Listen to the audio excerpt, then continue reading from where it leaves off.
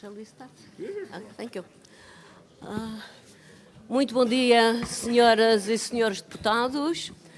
Vamos dar início à nossa reunião. It's okay? It's okay. E dou as boas-vindas ao Sr. Comissário Europeu Andrius Kubilius, responsável pela pasta da Defesa e do Espaço. Welcome to our Parliament. À Sra. Embaixadora e restantes membros da delegação que acompanham o Sr. Comissário. Como sabem, esta é uma reunião conjunta da Comissão dos Assuntos Europeus e da Comissão de Defesa, portanto, estamos aqui os dois presidentes, que já demos as boas-vindas também ali à porta ao Sr. Comissário. E para iniciar, ponto prévio, estamos muito limitados com o tempo, porque o Sr. Comissário tem outros compromissos a seguir e, portanto, ao 12h45 tem mesmo de sair, às 12h45 tem mesmo de sair. Portanto, peço contenção às senhoras e aos senhores deputados para se cingirem ao tempo que lhes está atribuído, para que tudo corra como previsto e como habitualmente corre nas nossas reuniões aqui na Assembleia da República. Nós sabemos receber bem, sabemos debater os assuntos e não precisamos de muito tempo para afirmar as nossas posições e também para transmitir as nossas ideias. Posto isto, passo a palavra ao meu colega para também... Muito obrigado, Sr. Presidente. Apenas para reiterar o que aqui já foi dito pela Sra. Presidente dos Assuntos Europeus, a deputada Edith Estrela, dar as boas-vindas ao Sr. Comissário, assim como à Sra. Embaixadora. Sejam bem-vindos ao Parlamento Português, mais concretamente a esta audição conjunta entre a Comissão dos Assuntos Europeus e a Comissão de Defesa, e tenho a certeza que as informações que o Sr. Comissário aqui hoje nos irá dar serão muito pertinentes para que todos os deputados possam se inteirar do que é que está a acontecer. Muito obrigado. Decorre daquela informação que eu dei de termos limitações de tempo, que não haverá segunda ronda, tanto mais que já foi acordado com os diferentes grupos parlamentares. Posto isto, Sr. Comissário, convido a fazer então a sua intervenção inicial, que em princípio dispõe de 10 minutos. Faça favor.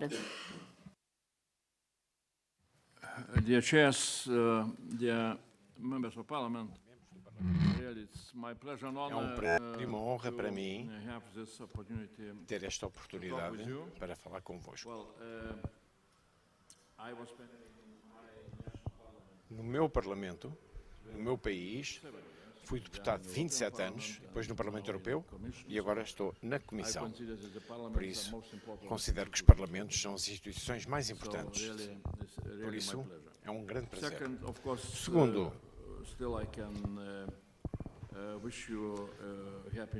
desejo um feliz ano novo.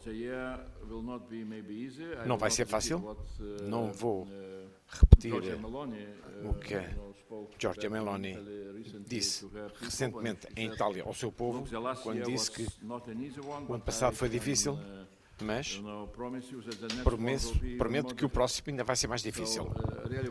Por isso, atravessamos tempos turbulentos e tempos que estão a criar grandes desafios, por um lado, mas também muitas oportunidades, tanto para a Europa como para questões de defesa, para se tornarem uma prioridade. Quando fui nomeado comissário, em finais de 24, eu sempre disse que na defesa enfrentamos dois desafios. Um é uma ameaça, o outro, a ameaça é a guerra da Rússia na Ucrânia e a possibilidade da Rússia testar armas táticas ou começar uma guerra contra qualquer membro da NATO, no artigo 4º, É o que dizem os nossos serviços de informação e é isso que não podemos esquecer. E segundo, foi o que disse desde o início, é que temos que enfrentar de uma forma séria e de uma forma racional o facto dos americanos irem aos poucos desaparecer do continente europeu e vão-se passar para a zona do Indo-Pacífico e por isso temos de estar prontos para isso. Como substituir as nossas capacidades de defesa que dependemos muito no continente europeu atualmente, como substituir essas capacidades americanas com capacidades europeias. Agora vimos atividades da administração norte-americana que nos surpreendem ainda conseguem fazê-lo. Isto de uma forma diplomática. Não vou aprofundar as questões da Groenlândia, que é totalmente inaceitável, como sabem, etc. Mas tudo isto exige dos europeus atividades estratégicas e ações estratégicas e para aumentar as nossas capacidades de defesa. Quanto à defesa, da nossa defesa, a preparação da nossa defesa, as nossas capacidades de defesa, não podemos esquecer três pilares. Três elementos. Está preparado do ponto de vista material. Armas, produção, compras, financiamento, etc. E no último ano fizemos muito e gastamos muito. A maior parte da nossa atenção foi dedicado a estar preparado em termos de materiais.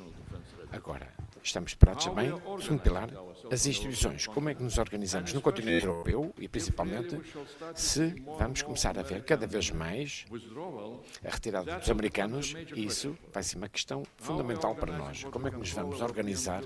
O que é que podemos ter? Um pilar europeu da NATO? Qual será o papel das instituições europeias? Essa matéria ainda não está a ser debatida, mas está quase a ser debatida. Nestes tempos que vemos nas relações atlânticas, estamos a empurrar para entrar nessa área de uma forma mais aprofundada e apesar do facto que vamos ter grandes desenvolvimentos nas áreas transatlânticas, temos que desenvolver as nossas capacidades independentes e é o que disse a Presidente da Comissão. Chegou a altura para a Europa desenvolver a nossa independência e as nossas capacidades independentes. E o terceiro pilar é o que eu chamo de preparação de defesa, é preparação política, para ter a vontade política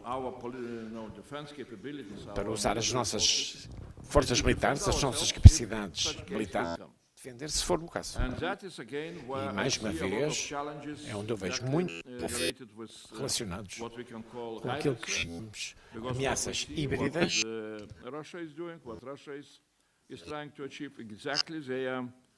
They are trying to target our political unity, political política, will, a nossa unidade política, and so on. a nossa unidade e vontade política. São os três principais pilares. We really need to take care. Temos As I said, last year we spent a lot of attention on material defense readiness, with new financial resources, safe loans, financeiros, empréstimos. Portugal está com bom desempenho. You took some around of 6 billion euros. Milhões de euros aproveitados por Portugal. Perguntei antes de vir. About your investment plans. They said everything looks quite good. So it means that money will come very soon. O dinheiro vai chegar em breve. As decisões de implementação do Conselho podem ser feitas nos primeiros meses, muitas chegarão a Portugal e temos que saber o que é que isso significa. 6 mil milhões de euros para investimento em Portugal, na defesa de Portugal. Como foi dito, como informado, por ano investe 1.000 milhões de euros na vossa defesa. Por isso, 6 mil milhões é um investimento de 5 anos. Num ano, nas vossas capacidades de uma forma inteligente. Estão a utilizar os fundos europeus de uma forma inteligente também para as capacidades no espaço, que são fundamentais hoje em dia para a defesa. Por isso, mostraram exemplos muito impressionantes daquilo que Portugal está a fazer nesta área do espaço e será um bom exemplo para todos os Estados-membros. Vamos continuar com essa preparação de materiais e com muitas atividades, também com o apoio à Ucrânia, o suporte à Ucrânia, mais financiamento vai aparecer, não vou por aí, mas mesmo em termos de preparação de materiais, questões institucionais irão desempenhar um papel muito importante, porque é evidente que, a certa altura, não conseguimos ultrapassar os nossos problemas só com materiais de defesa, que são estruturais, porque a nossa indústria de defesa está muito fragmentada, porque as nossas políticas de defesa são muito nacionais e temos que saber como estamos mais unidos, mesmo na preparação de materiais e equipamento, e não só nas necessidades políticas. Também no lado das armas e equipamento, do lado material, talvez me permitam. Vamos ter que gastar muito mais atenção, temos que dar mais atenção. E esta Comissão de Assuntos Europeus e Defesa Nacional tem que analisar a questão institucional. Como estamos a criar um pilar de defesa da NATO europeu. O que é que isso significa? O que é que isso implica em termos de preparação? Com a saída dos americanos. Os alemães, na Conferência de Berlim, disseram de repente... Agora devem uma posição nova. Os alemães ficaram completamente chocados com a posição dos americanos, mas se os americanos saem, which now is 100,000 troops on the European continent. The question is very clear. Now those troops are playing what we can call backbone military force on the European continent. All others were around American, you know, and they have all the capabilities. Militares. Eles têm todas as capacidades de movimentação e armas estratégicas. Se eles saem, quem é que os vai substituir? 27 Estados-membros para se juntarem com os nossos exércitos ou criamos uma coluna vertebral europeia, uma força europeia. Quem é que vai construir essa força europeia? Etc, etc. Por isso, como é que podemos nos unir em termos de juntar forças, não só da União Europeia e dos seus Estados-membros, mas também do Reino Unido, Noruega e também a Ucrânia. A Ucrânia tem experiência muito específica de combate, que será muito importante para nós adquirirmos essa experiência do nosso lado. Por isso, são estas as questões que vão exigir do nosso lado. E, infelizmente, para já, não há uma plataforma adequada para esse tipo de debate na Europa.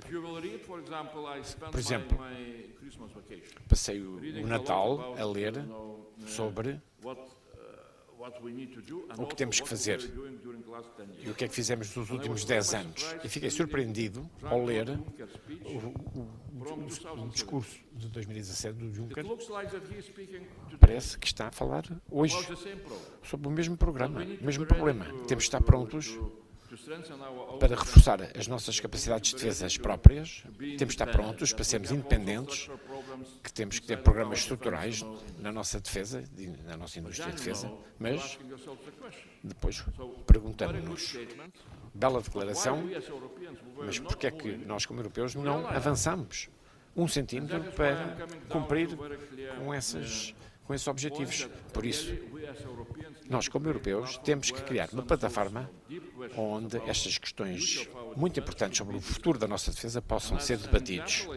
E como exemplo, há um trabalho muito bom feito pelo formato E5+, que é os franceses, italianos, espanhóis, alemães, polacos e Reino Unido, o grupo dos 5 que estão-se a juntar, e faz-me lembrar de uma ideia que gostaria de ver fruir. Gostaria de haver,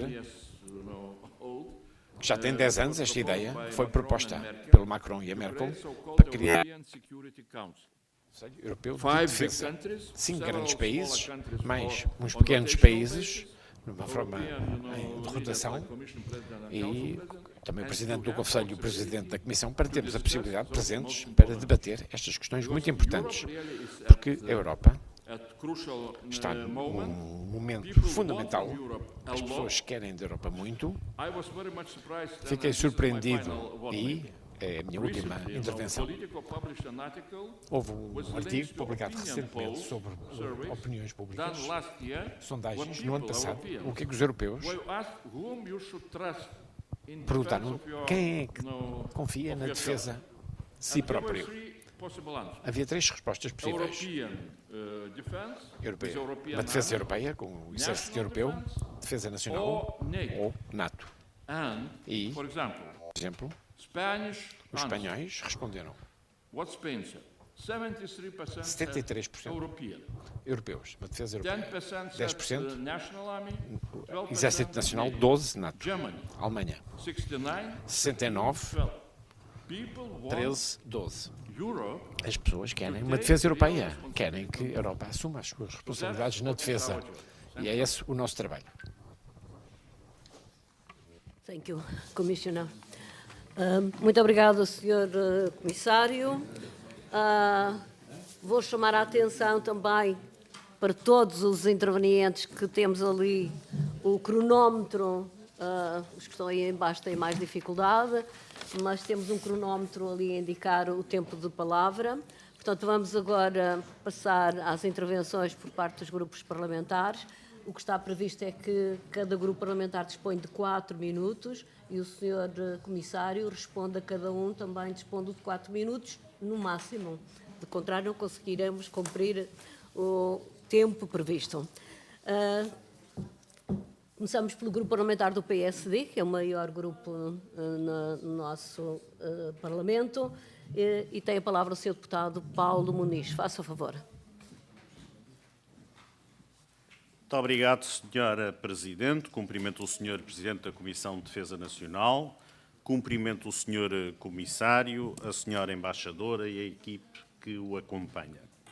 Sr. Comissário, começar por enfatizar a importância de, pela primeira vez, nós termos na história da União Europeia a pasta específica e dedicada à defesa.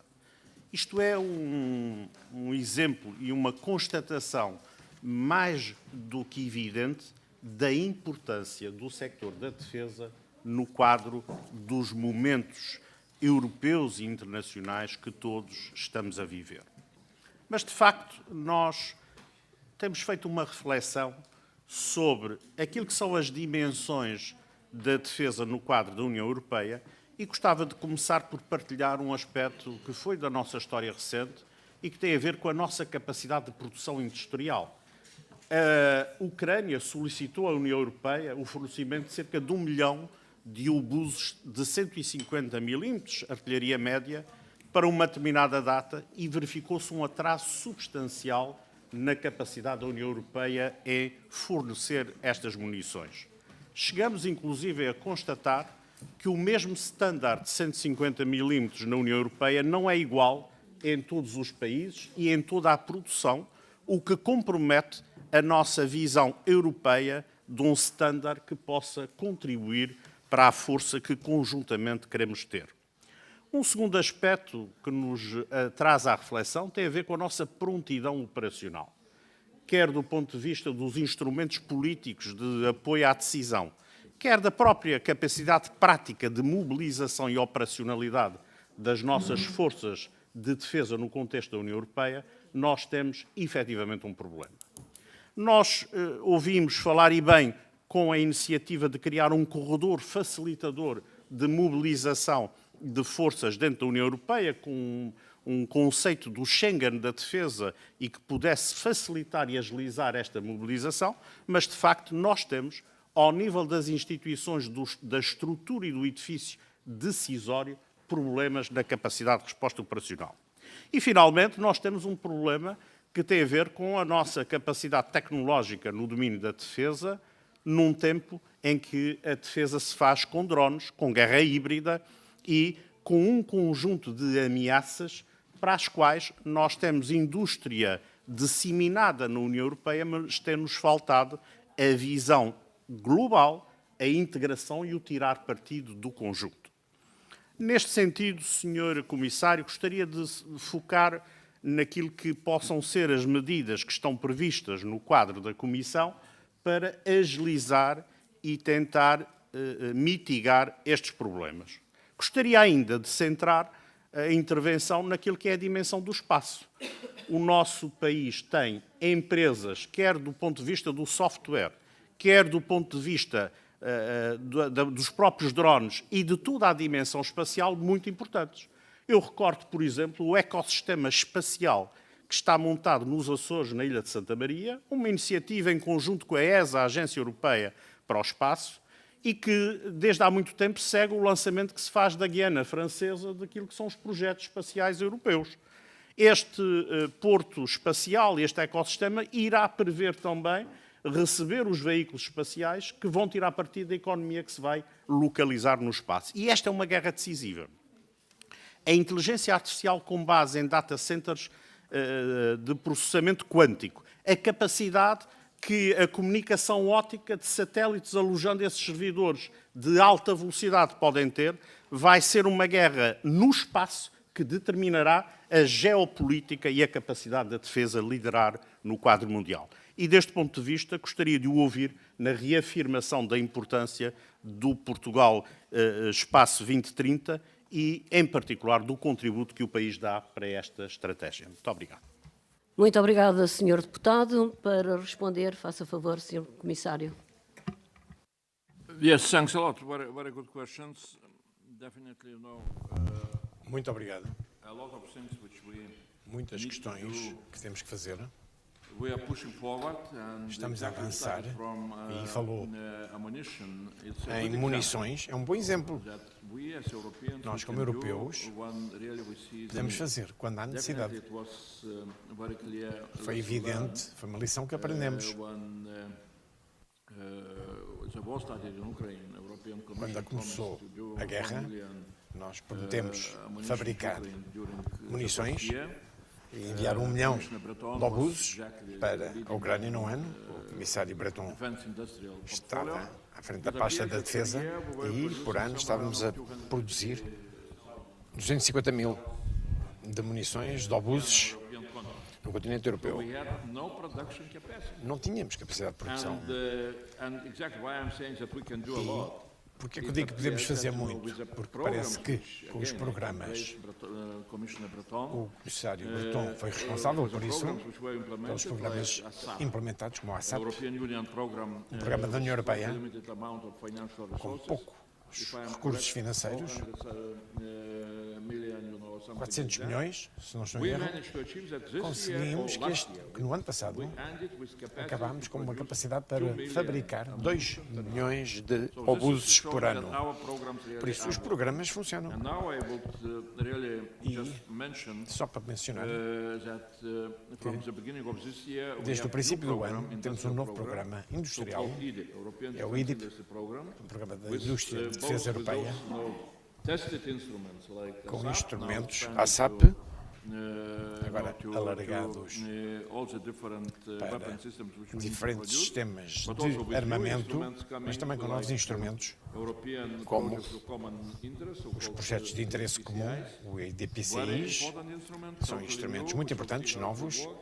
Vamos ver como é que os OCEAPs, a estrutura para um programa de armamento, novos programas, muitos, I would really e urge Portuguese peço government and ao governo português Portugal as a e a state Portugal to como look into Estado-membro possibilities para to estudar as possibilidades those de utilizarem instruments esses in a instrumentos more effective way. da forma mais Now, eficaz. we moved also Agora, with radical Também changes in mudanças military radicais na mobilidade With the militar, package on com um military pacote mobility, of course, sobre still mobilidade to be militar, negotiated with the está a ser Council negociado com o and, Conselho and the Parliament, European Parlamento Parliament, and that Europeu, can change a lot e isso pode mudar também muita in coisa military mobility em also. termos de mobilidade militar. Because we're introducing first time Estamos a introduzir pela primeira vez um regulamento verdadeiro sobre mobilidade Again, militar. Agora, definitely space projetos no espaço. O became espaço part of vai modern warfare. ser parte da nova guerra.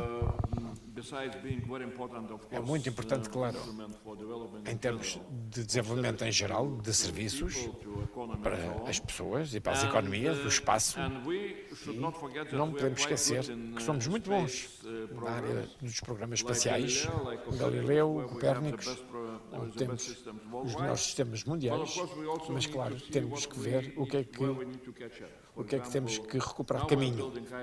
Estamos a criar uma comunicação segura por satélite, estamos a criar um novo programa que seja melhor que o Starlink, é a nossa ambição, e depois temos que construir uns serviços de observação para partilha de informações. Também a constelação Atlantis é um exemplo bom daquilo que se consegue fazer para toda a Europa. E, mais uma vez, muito importante e, claro, temos que recuperar com a capacidade de lançamento, onde perdemos muitas capacidades, atrasamos para o Elon Musk e aqui os Açores, claro,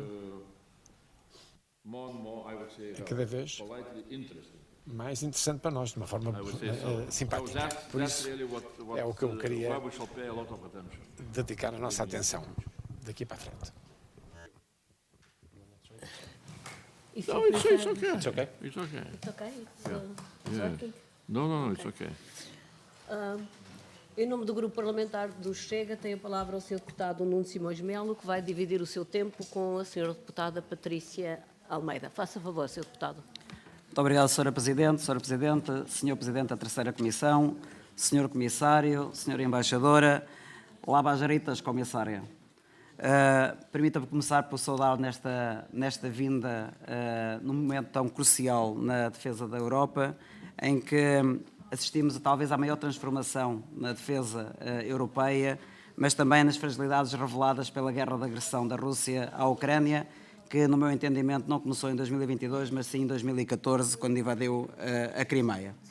Em 2025, a Comissão Europeia apresentou o Livro Branco sobre a Defesa Europeia, que propõe uma abordagem que o Sr. Comissário qualificou de Big Bang. Este Livro Branco enquadrou o plano Rearm Europe, que prevê a mobilização de 800 mil milhões de euros em despesas com a defesa ao longo dos próximos anos. O principal pilar e imediato é aquilo que nós designamos pelo SAFE, que disponibiliza até 150 mil milhões de euros aos Estados-membros na aquisição de equipamentos de defesa, e que Portugal irá e apresentou interesse em aproveitar cerca de 5,8 mil milhões de euros através deste instrumento. Apontamos já para este ano cerca de 800 milhões de euros para a aquisição de sistemas de armas. E, ao mesmo tempo, a Europa também enfrenta ameaças cada vez mais complexas e multidimensionais. São os drones e é também a parte aeroespacial, como já foi referido pelo Sr. Deputado Paulo Muniz, sendo defendida a criação de um escudo oriental ao muro de drones, inclusivamente pelo Sr. Comissário. Dito isto, e tendo em conta a importância fulcral destas matérias para o futuro da segurança europeia e para o posicionamento estratégico de Portugal, eu gostaria de colocar ao Sr. Comissário as seguintes questões. O instrumento SAFE representou um passo sem precedentes no apoio ao investimento de defesa. Considera o Sr. Comissário possível o surgimento, a breve prazo, de um novo instrumento de financiamento de dimensão semelhante ou superior que permita dar continuidade a este mecanismo? E a segunda questão tem a ver com a cláusula de defesa mútua do artigo 42, no seu número 7, do Tratado da União Europeia, que nunca foi testada em cenário de conflito de alta intensidade. Considera o Sr. Comissário que a União Europeia está preparada para responder de forma autónoma a uma eventual agressão militar contra um dos seus Estados-membros? Muito obrigado, Sr. Deputado. A palavra à Sra. Muito obrigada, Sr. Deputado. Faça favor, Sra. Deputada.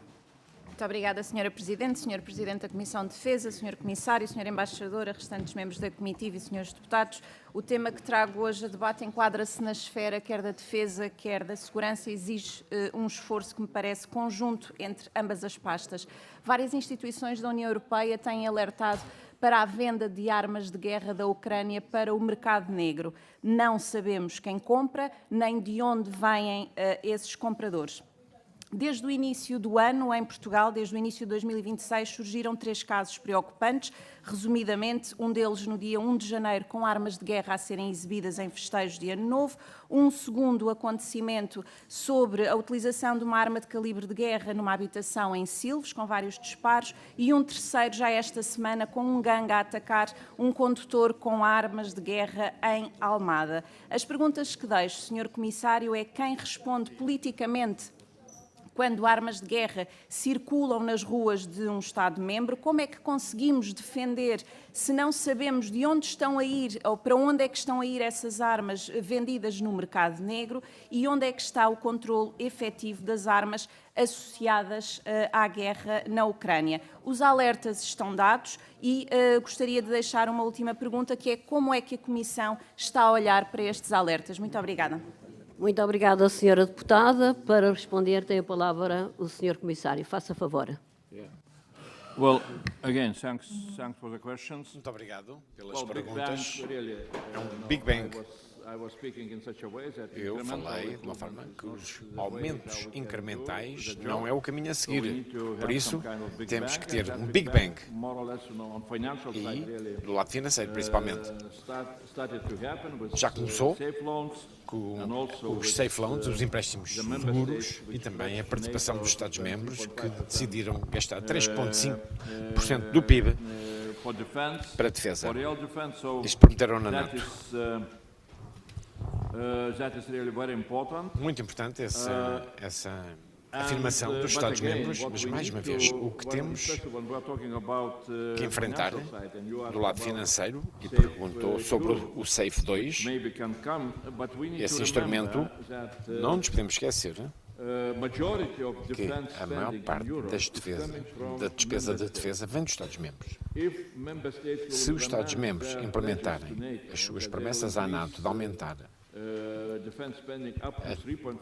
o investimento para a defesa até 3,5% do PIB, 1,5% adicional, 3,5% para a defesa própria, nos próximos 10 anos, os Estados-membros vão gastar em defesa 6,8 bilhões de bilhões. O próximo orçamento da União Europeia será de 5 vezes maior do que foi até agora, mas será 60 mil milhões. Por isso, 6,8 trilhões, a diferença é 100 vezes. 100 vezes mais será gasto pelos Estados-membros na área da defesa. Isso é algo que tem que ser compreendido. Segundo, temos que ver como o instrumento do primeiro pacote SAFE vai ser utilizado pela nossa indústria e, ao mesmo tempo, temos que aumentar a produção, as capacidades da nossa indústria, capacidade de produção, mas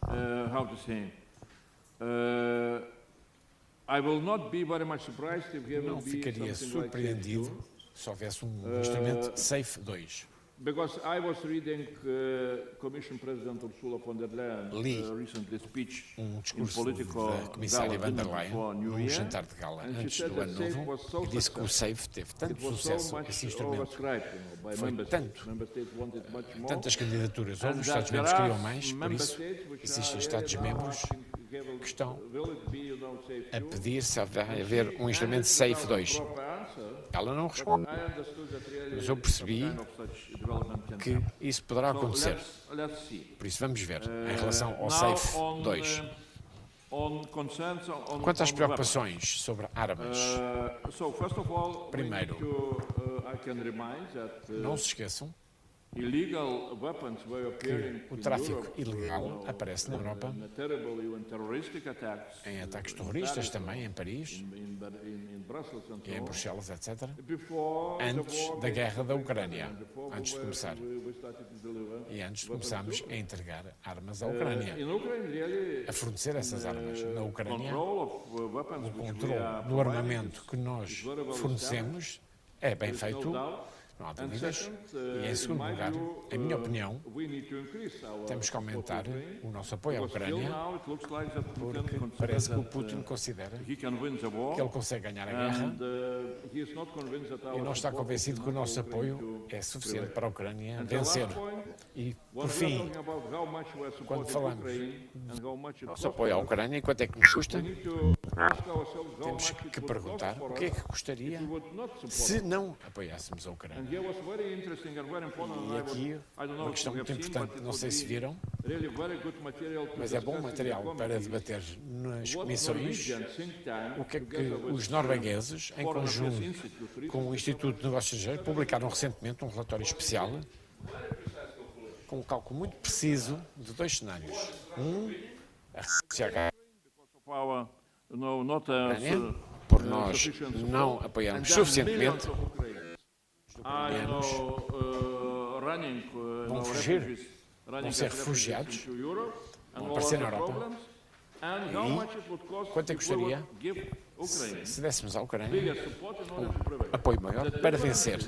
A diferença é, se a Ucrânia perde, vai-nos custar 1,5 trilhões de euros. Se a Ucrânia ganhar, vai-nos custar 500 mil milhões. Por isso, é 3 vezes mais se perdermos a Ucrânia, em termos de custos para os europeus. Por isso, é uma questão muito prática. Muito obrigado, Sr. Comissário. Vou dar agora a palavra ao Grupo Parlamentar do Partido Socialista, que irá dividir o tempo entre o Sr. Deputado Hugo Oliveira e o Sr. Deputado Eduardo Pinheiro. Tem a palavra, Sr. Deputado Hugo Oliveira. Muito obrigado, Sr. Presidente. Cumprimentar o Sr. Presidente e a Sra. Presidente, cumprimentar as senhoras e os senhores deputados, cumprimentar o Sr. Comissário e a Sra. Embaixadora, agradecer a vossa presença e as vossas explicações que foram dando neste momento, que é um momento crítico para a União Europeia do ponto de vista da defesa, provavelmente o momento mais crítico que vivemos desde a sua criação. E se olhamos hoje para o momento que vivemos, dizemos que é um momento mais crítico, também o mesmo pensávamos em 2022, e o mesmo pensávamos em 2015.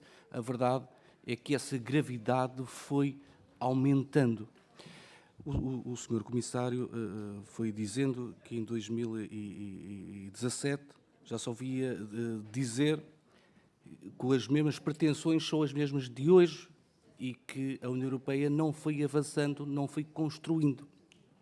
E fala até num estudo em que a população, é a própria população, que parece demonstrar uma maior percepção de uma defesa europeia que os próprios políticos, que os próprios diversos governos, que as instituições europeias não criaram. O forte investimento que saudamos que está a ser implementado neste momento para a defesa na União Europeia poderá também trazer desafios sobre aquela que é a percepção das próprias populações. E é nisso também que lhe gostaria de perguntar, ou seja, todo este investimento que hoje iremos fazer, e bem, na defesa da União Europeia, se não irá impactar também naqueles que são os apoios, por exemplo, os apoios ao Estado Social.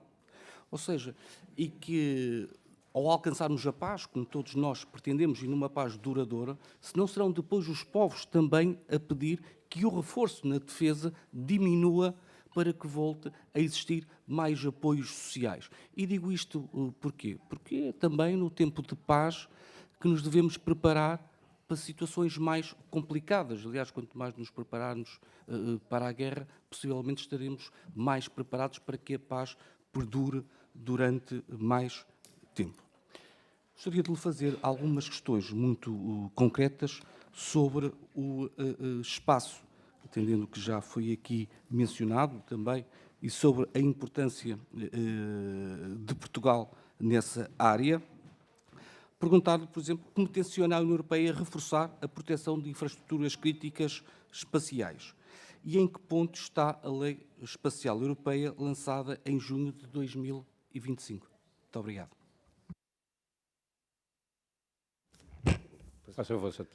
Muito obrigado. Cumprimentar os senhores, a senhora e o senhor Presidente das Comissões, o senhor Comissário, a senhora Embaixadora e a restante comitiva. E uma questão muito breve. O senhor Comissário falou da necessidade de crescimento e articulação da indústria da defesa europeia. É um assunto que acho que não, sobre o qual não há grande discussão. O que coloca aqui em cima da mesa é qual o papel, por exemplo, que vê para um país como Portugal, com a dimensão que tem, e tendo bons exemplos ao nível da defesa ou da indústria da defesa. A verdade é que tem uma dimensão industrial, eu diria, relativamente reduzida, e, portanto, dizer qual o papel, qual a opinião sobre o papel que Portugal poderá ter, não só Portugal, mas países com a dimensão semelhante à de Portugal, e, por outro, deixar aqui outra ideia. Portugal tem uma indústria muito considerável, de norte a sul do país, de fornecimento de componentes para a indústria automóvel. Todos sabemos o período difícil, diria estrutural, que esta indústria está a passar e de que forma é que vê, sabendo a exigência das certificações e a especialização da indústria da defesa, de que forma é que vê que a indústria automóvel pode participar neste processo. Muito obrigado. Muito obrigado, Sr. Deputado. Tem a palavra o Sr. Comissário. Faça favor, Sr. Comissário. Well, thanks a lot for very good questions. Muito obrigado. First of all, Primeiro, gastos com a defesa. As pessoas podem perguntar e perguntam porque é que gastamos na defesa e não gastamos nas outras áreas.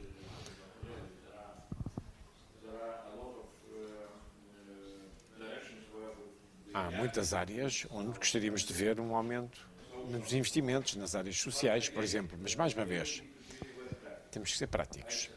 Eu disse, temos que colocar a seguinte pergunta: quanto é que custa investir na defesa, mas também perguntar quanto é que custa se não investirmos na defesa. E iremos ter uma guerra. Por isso, geralmente quando há uma guerra é muito mais. Os números são muito maiores. Isso é um assunto. Segundo, não nos podemos esquecer que as despesas com a defesa são investimentos financeiros muito grandes no desenvolvimento económico. Cria muitos empregos e, se lerem o relatório Draghi do ano passado sobre competitividade da economia europeia, podem ver que ele dá uma atenção especial à indústria de defesa e à indústria espacial, porque são essas indústrias que podem ser fundamentais no desenvolvimento do objetivo da competitividade económica europeia. E é o que os países estão a fazer.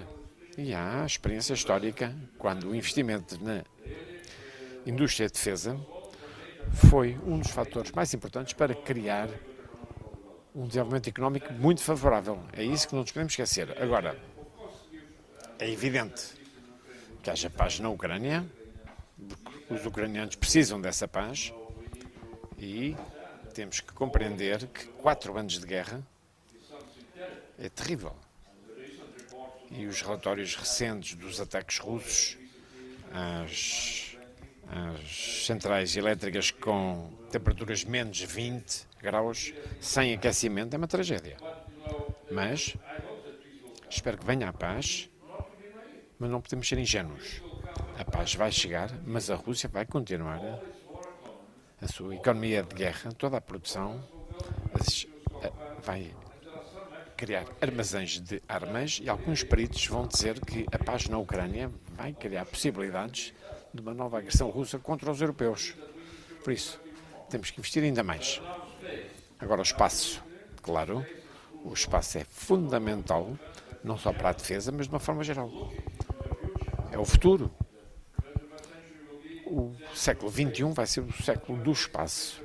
E estamos a enfrentar uma revolução no espaço. E, para não enfrentarmos problemas no espaço, não esquecer o que acontecia no princípio do século XX, quando os automóveis, ou os aviões, começaram a ser produzidos. Primeiro não havia estradas, depois não havia autoestradas. Mas quando construíram as estradas, e quando o espaço tinha demasiados utilizadores, aí foi preciso autoestradas. E o espaço é igual. Foi por isso que introduzimos legislação, a legislação espacial europeia, que está a criar regras para permitir uma base para um mercado único no espaço. Temos que evitar a fragmentação do mercado espacial. Em relação a Portugal, país pequeno, mas uma grande nação, diria. Às vezes, ser pequeno permite ser mais dinâmico, mais prudente, e Portugal aqui é um bom exemplo para outros países de dimensão semelhante. Eu fiquei muito impressionado ontem, quando houve um grande debate num seminário diplomático sobre os vossos objetivos globais, não só olhar para Portugal e países vizinhos, mas para todo o globo, e fiquei impressionado com o vosso centro inovador.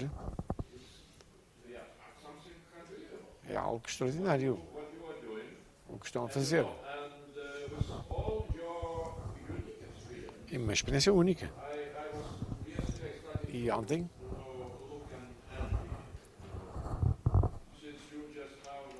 comecei a ficar com alguma inveja. Vocês estão cá há 40. Nós, na Eslovénia, temos 22 anos de União Europeia. Mas Portugal teve José Manuel Barroso como Presidente da Comissão. Um bom amigo. Encontramos. Tem o Presidente do Conselho, atualmente. Por isso, estão a fazer bem. Estão a ter um grande desempenho. E vão ter um grande desempenho. Por isso, o vosso dinamismo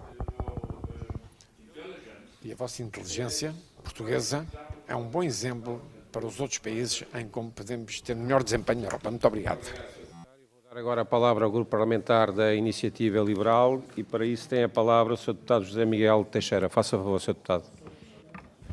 Obrigado, Sr. Presidente. É Jorge Miguel Teixeira. Cumprimento o Sr. Comissário e começaria por constatar algo que temos verificado nos últimos meses e anos, que é a enorme pressão sob a qual a Europa neste momento se encontra. Seja essa pressão por parte militar, por parte da Rússia, seja essa pressão industrial e económica por parte da China, ou até estratégica, tendo em conta a retração americana e as constantes ameaças que temos assistido nos últimos meses. E esta situação não é transitória, é uma situação que se podia antecipar nos últimos anos e estamos neste momento, portanto, a tentar reagir com recursos que ainda não temos e com um calendário também que ainda não temos. E por isso há várias iniciativas de defesa que têm sido longamente discutidas no decorrer desta audição, que são positivas e que constituem um bom sinal. Mas, no entanto, o pensamento de defesa que se está agora a formar na Europa não pode cingir-se a uma reação de pânico relativamente àquilo que está a acontecer no flanco leste. E tem realmente de começar a lançar já as bases para uma visão estratégica a longo prazo de como é que a Europa pode ser sustentável do ponto de vista da sua segurança e defesa. E porquê é que eu estou a dizer isto? Eu estou a dizer isto porque temos visto o que tem acontecido no Atlântico Norte e nas ameaças relativamente à Groenlândia. E isto são sinais muito claros de que a Europa tem de se começar a preparar já para conseguir também tomar conta do Oceano Atlântico, para não confiar apenas que o Oceano Atlântico é algo que está protegido ao abrigo de uma aliança militar e pensar que, de facto, todas estas coisas acabam por estar interligadas. Temos, de facto, de tratar agora do flanco leste. Aquilo que está a acontecer no flanco leste podia-se antecipar já há 20 anos. Quem está mais perto da Rússia sabe o que é que a Rússia começou a fazer já há 20 anos e, por isso, para que não estejamos já a enfrentar uma situação parecida do outro lado, temos de pensar bem, de facto, no que fazer nesta frente do Atlântico. E aí, de facto, Portugal pode ter um papel central. As aquisições que Portugal já quis fazer através do SAFE são um bom sinal de que a Europa está a compreender, de facto, a importância deste flanco, mas não se trata só da proteção de cabos submarinos e de infraestruturas críticas, que é certamente central e que têm sido ameaçados pela Rússia, mas é também a proteção de território e mar soberano, que é fundamental do ponto de vista da Europa. Gostaria de ouvir a sua reflexão sobre este aspecto. Segundo aspecto, Tem-se falado, de facto, bastante de armamento e de munições. São as duas coisas mais importantes que precisamos para apoiar os nossos amigos ucranianos.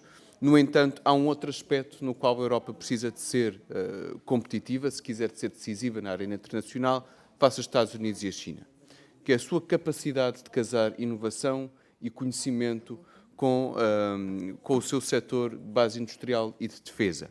E nisso é fundamental que o Sr. Comissário consiga trabalhar com a sua colega comissária dedicada à investigação para que consiga reformar e criar uma agência europeia equivalente ao que temos, por exemplo, na DARPA norte-americana. Neste momento, o financiamento da investigação na Europa está demasiado disperso, é demasiado burocrático e demasiado lento para conseguir apostar em projetos que podem realmente acrescentar valor à defesa europeia. Há muitas lutas, entre aspas, que já perdemos no âmbito da investigação, mas há outras que nós podemos ganhar se começarmos já a fazer as apostas certas. Muito obrigado. Muito obrigado, Sr. Deputado Jorge Miguel Teixeira. Tem a palavra o Sr. Comissário. Faça favor. Well, thanks a lot for both very good questions. Muito obrigado por essas perguntas. First of all, the first on Atlantic and Quanto ao Atlântico, really very important not only que é muito importante, for Portugal, não só para Portugal ou para os países da região, mas para toda a Europa. well, that's you know what I am talking about. Quando falo, And we were using this formula that last year I was saying that e usamos isso no ano passado, falámos no Big Bang, precisávamos de um Big Bang, mas primeiro falava de um Big Bang em termos da preparação de material, equipamento, finanças, armas, produção. Hoje também precisamos, para além disso, um Big Bang intelectual no nosso desenvolvimento da nossa defesa, no lado institucional, para poder, aquilo que disse, para ter uma visão estratégica, não só reagir às ameaças que enfrentamos, mas ter uma visão estratégica como estamos a construir as nossas capacidades europeias e uma visão de 360 graus. O flanco ocidental é uma prioridade, mas não podemos esquecer o sul. E foi por isso que eu falei ontem e hoje, disse que, muito bem, quando falamos, e o ano passado, publicamos o roteiro da defesa e o plano era desenvolver até 2030 o lado material, para estar pronto. Também introduzimos ideias para termos projetos de bandeira. 4 projetos de bandeira precisamos. Flanco oriental, a defesa no espaço, a defesa de ataques ciber e estes projetos de bandeira, como Comissão, vamos dar mais atenção ao desenvolvimento destes projetos de bandeira. Quando falei com os militares hoje, aqui em Portugal, eu gostaria de ver algo que eu posso chamar, não sei como descrever, ao Mediterrâneo, ao Atlântico, o flanco de observatório do Sul. Os países desta região têm que ter ideias claras do Sul e ocidentais de quais são as prioridades, onde é que os países da região se podem unir e pedir apoio à União Europeia, e nós estaremos prontos para considerar esse pedido e consideramos isso um projeto importante. Por isso, mais uma vez, apelo que isso seria importante também para esta região, principalmente com novos instrumentos que vêm nos programas de defesa, estes projetos europeus e também o projeto para o armamento europeu, que permite aos Estados-membros das diferentes regiões se juntarem para criar entidades jurídicas europeias e ter apoio europeu e ir ao mercado, obter financiamento e possibilidades de compras públicas, etc. Esses programas são muito importantes. Agora, na segunda parte, aquilo que eu falo da transformação da nossa indústria de defesa, como sermos mais inovadores, para estarmos prontos para a guerra moderna, como aprender daquilo que já se falou com os vossos militares, como aprender da Ucrânia, principalmente. Isto é fundamental, porque eu posso repetir aquilo que já disse hoje aos militares. Foi um choque intelectual quando fomos provocados com os drones. 20 drones entraram no território polaco, drones na Lituânia, drones na Roménia e noutros países, e de repente parece que estamos completamente sem qualquer preparação. Não temos capacidades de detecção, não temos produtos que possam ver. Podem ver caças e mísseis, mas não veem os drones, os nossos sistemas de vigilância. E não temos formas eficientes em termos de custo de como destruir os drones. Os ucranianos já sabem fazer isso, criaram essas capacidades nos últimos 2, 3 anos. Todos nós vimos que os drones são cada vez mais os grandes instrumentos na guerra moderna. Mas nós não estávamos prontos. Por isso, não só precisamos de mudanças tecnológicas, pedimos de mudanças também na nossa atitude. E isso, às vezes, é mais difícil do que tecnologia. É isso que é fundamental e é por isso que estamos a trabalhar com a Ucrânia, porque o que eles aprenderam estes anos, o que eles estão agora a fabricar, como é que eles criaram um ecossistema, a indústria, a linha da frente, tudo está interligado e é aí que a Ucrânia nos pode ajudar a estar prontos para a guerra moderna. Muito obrigada, Sr. Comissário. Em nome do Grupo Parlamentar do LIVRE, vão usar da palavra o Sr. Deputado Rui Tavares e a Sra. Deputada Patrícia Gonçalves. Tem a palavra o Sr. Deputado Rui Tavares. Faz favor. Muito obrigado, Sra. Presidente. Bom dia a todas e a todos. Bom dia, Sr. Comissário. Eu apresentei em nome do meu partido, o LIVRE, que faz parte do Partido Verde Europeu, na última legislatura, um projeto de resolução recomendando que Portugal participasse de esforços de debate, de esforços intelectuais também, em defesa do relançamento de uma comunidade europeia de defesa. Na altura, não obtivemos a concordância da maioria dos partidos neste Parlamento, incluindo dos partidos que apoiam o Governo.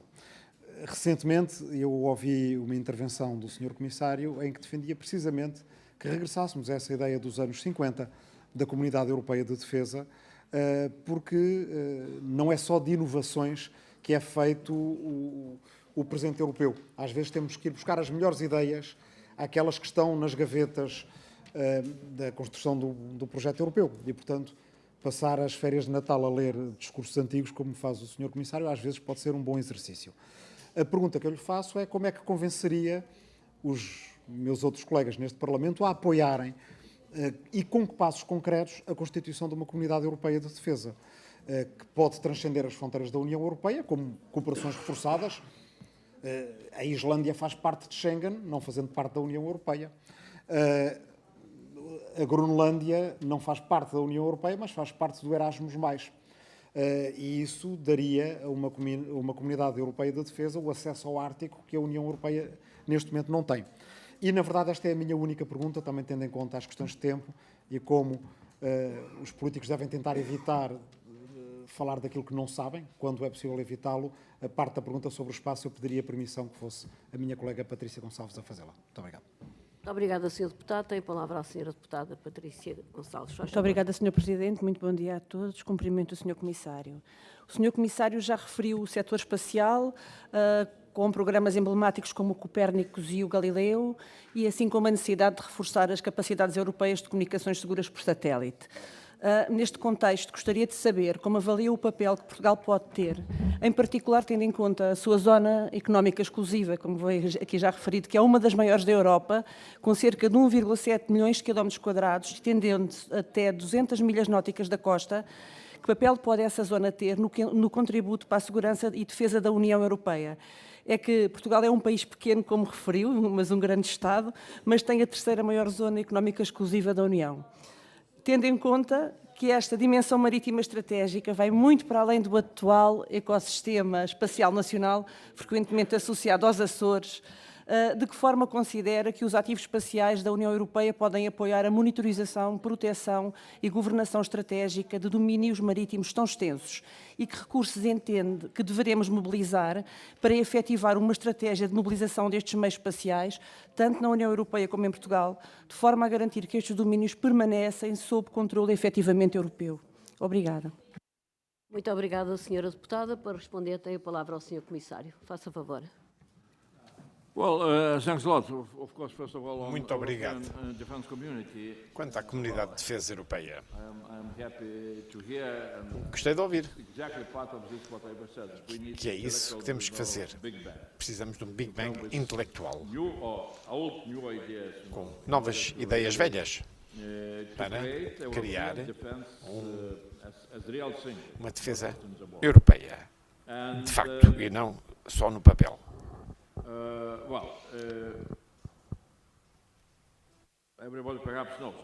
Toda a gente sabe que a Comunidade de Defesa foi uma proposta dos pais europeus, da Comunidade Europeia, Jean Monnet, Adenauer, Schuman, etc. Foi uma ideia criar um exército europeu e não ter mais exércitos nacionais. Essa proposta veio de França. Primeiras prévias. Mas depois a França não ratificou o tratado. Muito bem. A história às vezes é difícil. Faz-nos estas partidas. E isso parou. Agora vejo os académicos a dizerem o tratado não morreu. E é possível voltar e continuar a ratificação.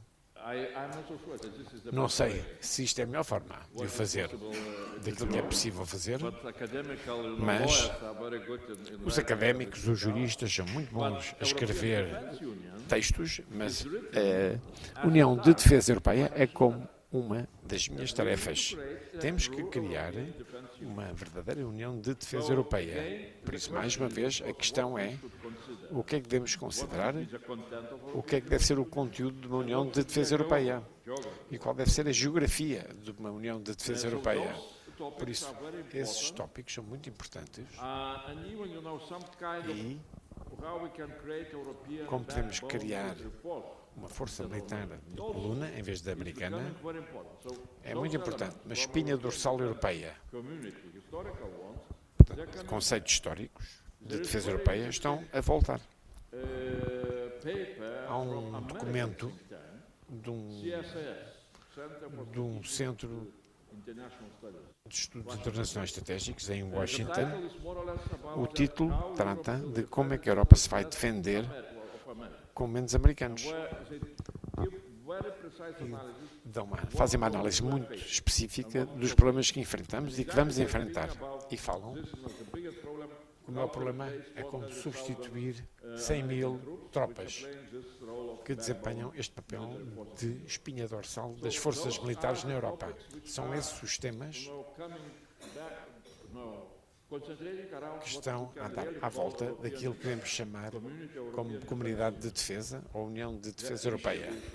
A questão é que, primeiro, temos que ter uma plataforma específica para debater este tipo de questões importantes. Não o vejo para já, é por isso vejo bons exemplos de como agora os países grandes, os E5, estão-se a juntar para falar sobre essas questões e aí há uma possibilidade de ter um Conselho Europeu de Segurança com os países pequenos a participarem em forma rotativa, mas para ter um local onde os grandes temas, as grandes questões podem ser analisadas de uma forma intelectual e de uma forma pragmática e implementadas. Por isso, a próxima pergunta sobre os... E há as zonas marítimas, de exclusão marítima. Não vou acrescentar nada. Aí temos que ter as nossas capacidades. E Portugal está a criá-las.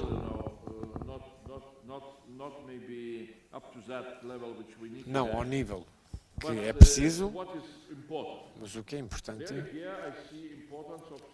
veja, a importância dos serviços de observação governamentais. Tivemos uma apresentação do Atlantis, as capacidades da constelação Atlantis, e vai dar possibilidades de termos uma imagem correta óptica ou radar do espaço cada 30 minutos. Isto é algo que é fundamental. Planeamos ter isso a nível europeu, o desenvolvimento destes serviços de observação governamentais, mas o que Portugal tem em conjunto com a Espanha é muito importante. Vai ser um instrumento muito importante para nos dar as possibilidades de ver, analisar, observar e controlar as zonas marítimas. Muito obrigada, Sr. Comissário. Chegamos ao fim da nossa reunião. Agradeço ao Sr. Comissário este interessante debate que nos proporcionou. Agradeço a sua presença. Agradeço também aos intérpretes o trabalho que sem eles também não teria decorrido da mesma forma a nossa reunião. Desejo-lhe um bom ano, também à Sra. Embaixadora e aos restantes membros da comitiva.